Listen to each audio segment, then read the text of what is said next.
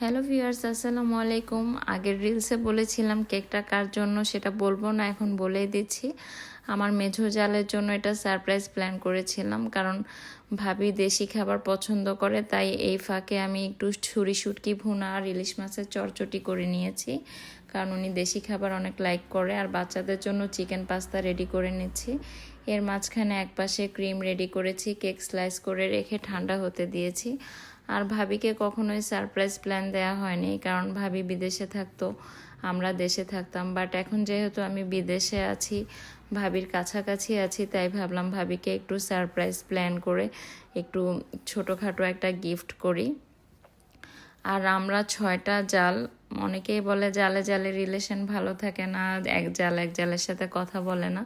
But আলহামদুলিল্লাহ সবার রহমত আর দোয়ায় আমরা অনেক ফ্রেন্ডলি, বড় ছোট আমাদের দেখে কেউ বলবেই না যে ও আমার অনেক সিনিয়র জাল বা ভাবি আমার অনেক বড় হয়। আমরা অনেক বেশি ফ্রেন্ডলি রিলেশন, একদম ফ্রেন্ডের মতো। সবাইকে দেখলে সবাই ভাবে যে আমরা ফ্রেন্ড অথবা কাজিন বা বোন, এই টাইপের মনে হয় আমাদের রিলেশনটা এরকম।